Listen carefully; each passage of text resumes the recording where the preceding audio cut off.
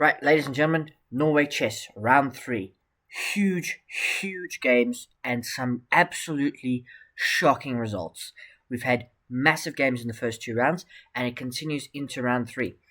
We go first to Fabiano Caruana, the first confirmed candidate, so he is definitely going to be challenging for Gukesh's title. He's going to be in the candidates tournament and could potentially be facing Gukesh. He faces his compatriot Arjun Erigaisi in round 3 of Norway Chess, and he starts the game with 1e4, and we get a French defense from Arjun Erigaisi. d4, d5, knight to c3. This is the classical way to play the French defense, and now if you want to be very aggressive, you will play the win hour. This is what black will play if they want to be aggressive, but Arjun elects to play knight to f6, which induces the move e5, and now after knight fd7, white plays a counteractive, what looks counterproductive, but you play knight c to e2. And now after c5, you can play c3 to get this very typical structure in the French defense, knight to c6, and h4. And Fabi's just going for it. You know, this is what you do in the French. You be very attacking. We get now f6, knight to f4. You can see the players are still well in their preparation. Takes, and now queen b6. We get queen b3. We take on c3. Both players have spent a couple minutes maybe just remembering their lines. D takes c3, b takes c3. We don't trade queens now, and this is where Arjun first thought, really. And now e takes f6, and now both players are in the tank from here. Knight takes f6, and now we take the bishop, forcing the rook to move. Now, if black is going to castle, they have to castle queenside. So probably no castling, which is going to lead to a very interesting game, leaving both players with chances. Bishop to b5, pinning the knight. We bring the black knight to the center to e4, very good square for it, putting pressure on the c3 pawn. Now, we ignore this, and we just develop our knight, because you can't defend it, really. Like, moving your bishop to either of these two squares is useless. So we give it up, and black ends up a pawn, but white is going to get activity after we trade, and we kick out the rook, the knight rather, not the rook, and we play short castles, move 20 short castles. This is how everyone plays chess nowadays, and Fabiano Caruana is up 30 minutes. He's down a pawn, but you can see the engine thinks it's equal, and that's because white has got very good activity, and the black king is stuck in the center of the board. You might say, hey, instead of castling, couldn't we take that? No. Not all pawns are free in life, and rook g8 and opening of the g-file is a much bigger problem. So we play castles, and c5. Black is going to invest in these two pass pawns. This is going to be how black wins the game. They're going to push these pawns, and they're going to promote. White's going to win the game by basically winning material and attacking the king. Rook fe1 pins the knight. The knight gets defended, and now we bring the other rook to the c-file. And now king d7. Unpinning the knight. Now the knight actually does protect the c-pawn, so no castling for black at all. Knight e5 check. The king comes forward, and now we play f3, kicking out the knight, and it goes to d2. And it's an inaccuracy from Arjun. Here it's very much level, but Arjun plays a move that's 0.8. The best move, the only way really for the computer to find for black to hold this together, is to go back to f6. Because the knight's safe. Yes, maybe it doesn't have the greatest mobility forward, but it's safe. It's not going to get kicked around. There's no tactics on it. And even though you might be able to kick out the bishop will retreat, and the knight protects the d-pawn, which is a big asset. Going to d2 means you get kicked with rook cd1. And even though the knight can go there, now I kick out the bishop, and it goes to d4. Going to, not to d4, to c8. Going to d7 would have been better. Even though the knight could take and you lose the pawn, it's better for black. Now it's +1. Fabiano Caruana in the driver's seat. Now the time is a bit more level though, so maybe Arjun rushed a little bit.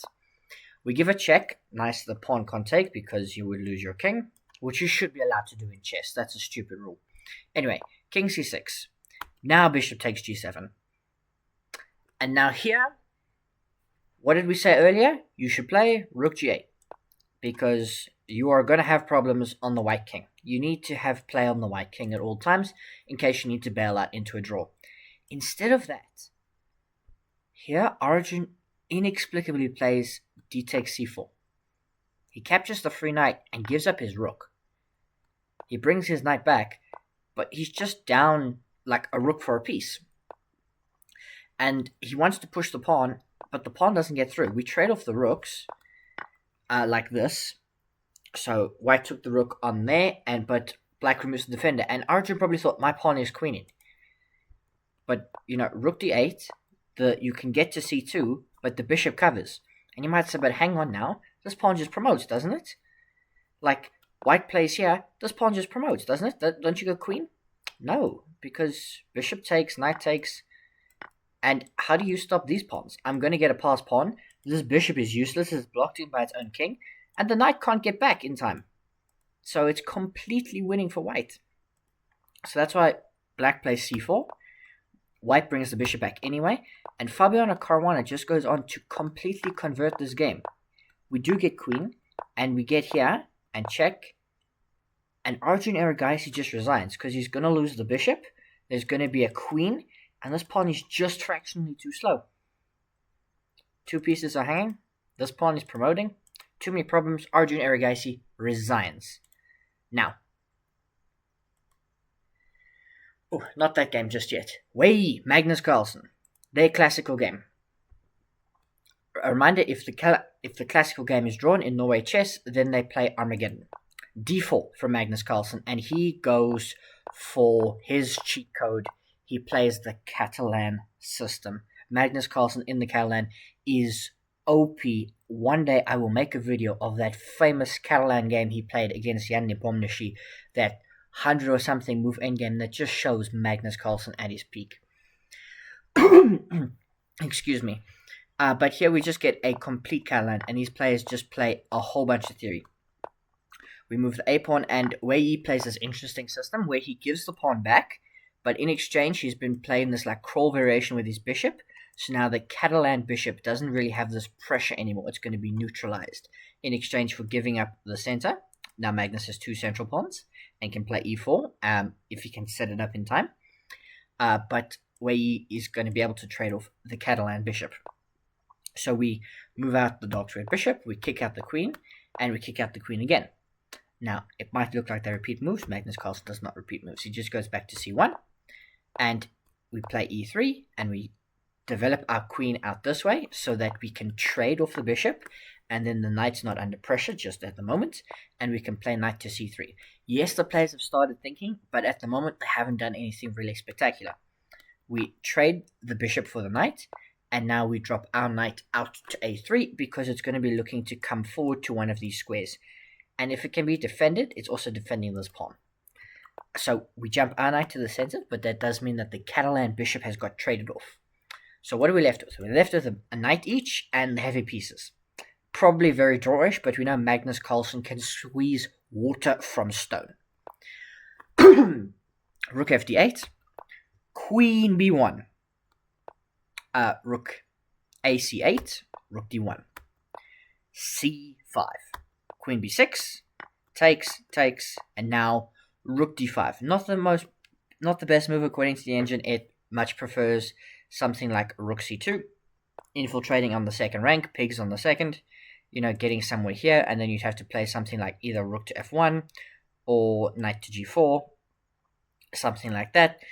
It thinks you should be a bit more active. You shouldn't play something like rook d5. It doesn't like it that much. Because now we can trade the rooks on the c-file, we bring the queens back, and we get all the way here. No one wants to trade because they want to trade on their terms. Now we have rook c3, which is not the best move for Magnus, but we get the rook trade. And now rook d6. Rook b1. We kick out the knight comes forward, and the knight gets defended. We place it very nicely onto g6, but it's not really causing that many problems. And after check, we have to trade the queens, and we defend the knight. But maybe this h-pawn has gone too far. That might be a problem, because, if the rook can ever get on this rank, it's weak. It can also always come around the back. So, it's a good pawn, because it's only 3 squares away. But we'll see. Now, rook c4. king f3, hanging the a3 pawn, the a4 pawn, not the a3 pawn. King e8, slight inaccuracy from Wei Yi. We drop the knight back, and Magnus is going to use his knight. He's going to have to break through on the king side, because that's where he's got his pawn majority. We don't trade rooks. Trading rooks is horrible because this pawn majority will fly, and your knight can't get quick enough to stop it. So if you're Magnus Carlsen, you can only trade rooks under very specific circumstances. We have to give up the a pawn, not trade rooks. We take this with check, we come in, we infiltrate, and the players repeat moves and make a draw. They didn't have lots of time on their clock at the end. I don't understand why Wei Yi makes a draw. I think if Magnus is playing this with the black pieces, he definitely plays on. Thing is, white is always going to have possibilities here of forcing a perpetual. The black king is just slightly too weak. But these pawns, man, like you've got just two clean pass pawns. Thing is, white also has counterplay, so you can understand it from both sides. It's a little disappointing to see it end like this, but hey, what can you do? When two forces meet, there is often a draw. The unstoppable force meets the immovable object. And now we move on to our world champion, Gukesh D. He's had a rough tournament so far, but he is playing Hikaru Nakamura. Now, Hikaru said if this tournament doesn't go well for him, he's just going to give up chasing the world title. So let's see how he does against the world champion, who starts the game with e4. e5, knight to f3, knight to c6, and bishop to c4, the Italian. Knight to f6. Now, if you're a well-studied, you know you can play a move here called knight to g5, which is called the knight attack, which can transpose to fried liver. But instead, Gukesh plays solidly and plays the move d3. We have bishop to e7, short castles, rook e1, d6, a4, knight to a5, bishop to a2. You can see the players haven't thought much at all. c5 is a newish move. Gukesh spends a couple minutes, plays bishop to d2, knight to c6, knight to a3. Knight to a3 is a very interesting move. I haven't seen that one before. h6, c3, bishop e6, and now bishop takes e6, pawn takes e6. A very strange move to trade, but hey, what can you do? Gukesh is the world champion, he knows what he's doing. And now we get b4. A common move to play in the Italian, you take space on the queen side. We drop our knight to c4, queen e8. Now looking to get the queen out this way and protecting the knight there, but mostly trying to get out on the queen side. And this is an Italian game. You're just going to maneuver. The players have to consider every possibility very strongly. b5 now. Locking kind of the queen side up, which is an interesting decision, but Gukesh doesn't take it lightly. He kicks the knight back, and now he plays d4, exploding the center. It's a slight inaccuracy. The best move here is to probably play queen b3 first, to put pressure on that pawn and maybe provoke d5. But hey, d5 can't be played because both knights take this.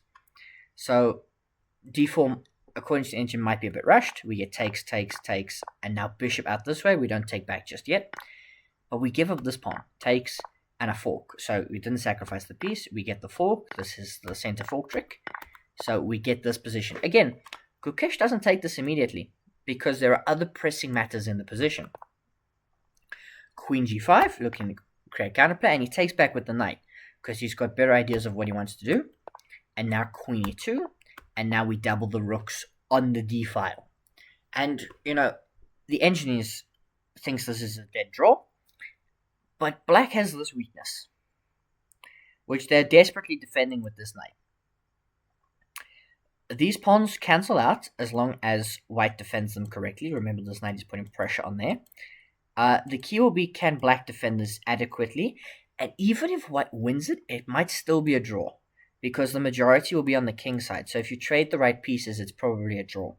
If all the heavy pieces come off, so the rooks and the queens, and you're left in a knight endgame, now knight endgames are notoriously tricky, but it's probably a draw. So the right pieces have to come off at the right moments for Gukesh to exploit this. We get rook to f4 from Hikaru. a5. Now, takes, knight takes. We trade the rooks, and we play rook d8. Rook takes d8, queen takes d8. So we're approaching that knight endgame. We don't want it just yet. Knight to c6, hits the queen. The queen drops forward, and now h4. It looks like a big commitment, but you're trying to seal in these light squares on the king side if you can get to h5. And you want to get these light squares around the king. He's weak on the light squares because he's got two dark square defenders.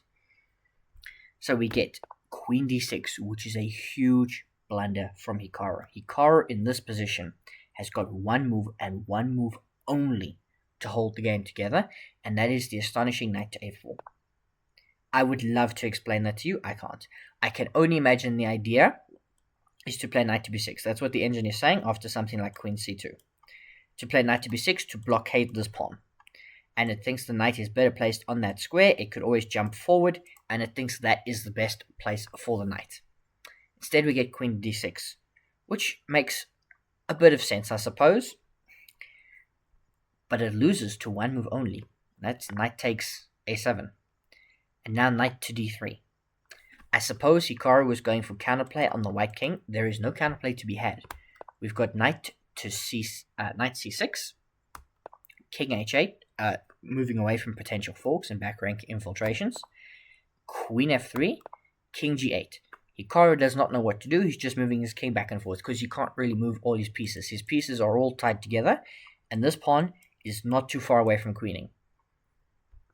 g3, knight c5, king g2, d7. Gukesh just improving his position. He knows he's better. He's up the pawn, up a crucial pawn. We get check. King moves over.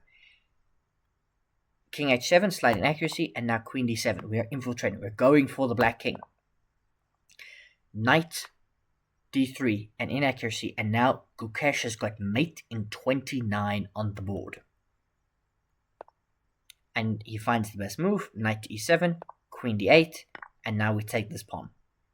And there's no way back for Hikaru. He takes this pawn, queen f5 check. And Hikaru Nakamura resigns. The world champion prevails. He gets his first classical win of the tournament, and what a game it was. He just outplayed Hikaru. Of course, that was not the only game. There is one final game, one Armageddon, Magnus Carlsen, Wei Yi. We'll get to that in just a moment. A few moments later. So yes, once again, the final game of the day. It is Magnus Carlsen in an Armageddon. Yesterday, he went down to Hikaru Nakamura, who just outcalculated him in time pressure. It was very sharp from Hikaru. So Magnus in the Armageddon again. He started d4, and we get a Jobaba London again from Magnus Carlsen. d5, and now e3. Or we get a Jobaba London. I can't remember if he played it with the white pieces, or he may not have. Bishop g7, I can't remember exactly. It's been a long day. h4, h5, and the players just played. Now, a reminder, black gets draw odds in the Armageddon, but they get less time. So Wei Yi's playing very quickly. So maybe playing a London system. I'm not an expert in Armageddon. I'm by no means, as good a player as Magnus Carlsen. I don't know if playing a London system, which is very... Like, black can do kind of whatever they like. I don't know if that's the best idea. You probably want to play something a bit more theoretical. Get them thinking early on. So maybe a bit something sharper, I don't know. It's Magnus Carlsen, he's the best player, he'll figure it out. c5 though. Queen d2. And we get f3, c takes d4, e takes d4, knight to c6. We pin the knight, not really, it's not a pin, you're not pinning it to anything. And we get a knight trade in the center. Knight to d7, we trade, and now long castles. Magnus has to play for a win. That's why he's playing like this. He's playing very provocatively, and he wants a ready-made attack on the king side. That's what he wants. He wants open rooks. He wants a bishop peering in here to get rid of the fianchetto. He wants lots of stuff. But Wei Yi only needs a draw. And I don't know, stuff this way. Obviously not right now because the knight's defending. Wei Yi's position is pretty resolute, I think, at the moment. Anyway, rook ac8. We take, and Magnus trades queens. But he does it this way, where he's up a queen. Like, look at that again. Just watch this. Again. Magnus is up here 2 minutes. He decides to play queen takes d5, the best move. Rook takes c3 is the best move, and the only move keeping slight advantage for black. Black is about minus 0.6, so it's less than -1. Now here, you can take the rook. You can. It's losing though because of queen a4. And there are too many problems in the white position. You have to play something like here, and that fails to queen f4 check because it was just a fork. Don't know how many of you saw that. I actually missed it the first time I saw this. So queen takes d7 is important. You have to take the queen, and Wei Yi here plays the best move, which is rook c2 check. and the king is forced to move, and now you take the pawn with check, and now Magnus sacks the queen back to go here. So what is the material advantage? Wei Yi is up a pawn. Rook d7 from Magnus Carlsen, infiltrating. It's an endgame now. Magnus is going to activate his aura mode. He's going to start aura farming as the chat had yesterday. Rook c8 is a slight inaccuracy. The best move here for Wei Yi to continue with the pressure is to play e6, allegedly. That's what I've got. I suppose it avoids kind of sacrificing. You protect the pawn. You're happy to give up those because your rook will still come out this way, and then your bishop's got permanent pressure on that. That's what I imagine the plan to be. Rook c8 is a slight inaccuracy because it allows Magnus to take this pawn. But we get the rook in here, and the bishop has to drop back, and now b5. Rook d1, rook takes h4. Check. We take this, which is a mistake from Magnus Carlsen. The best move here is to play rook d1, because black is about to infiltrate on the back rank and on the second rank. The bishop is defending b2, which is important, but that pawn is always weak. So it's defended right now by the rook, which is also probably why e6 was important a while ago for black, so that the rook couldn't take and defend this. Because if this bishop is open, it's game over for Magnus Carlsen. Rook takes f7 allows firstly this pawn to be taken, but it also allows rook h1, which gets played. And Magnus is in problems now. Now he plays rook takes f5, which looks natural. You're defending this pawn that's weak. But he forgets about king g6. And even though you have rook f4, now we have rook g1. And you have to scramble, you give a check, and you have to scramble. We just sack the bishop. The bishop just gets taken, and now Magnus needs perpetual, which is not good enough. The game is just over for Magnus Carlsen. He can't win this. We take here, which is a fork of the rooks. You get check, so you can get out of it. And rook d7, the most natural move on the board, is a blunder. The best move in this position is rook f d7. And now rook a1 check to force the king out. And now bishop takes. What? Oh no, b takes a4 check as well. You can get in. And then the rook will fall and Magnus will lose the game. He does lose the game after rook d7. We have this pawn being taken. King to a3. And now rook c4. And Magnus Carlsen resigns. And Wei Yi defeats Magnus Carlsen in the Armageddon. An incredible result from him. And now the standings are all up for grabs. The two leaders have basically lost. Fabiano Caruana got a win. It's incredible. Norway Chess is incredible. And I will see you here tomorrow for round 4.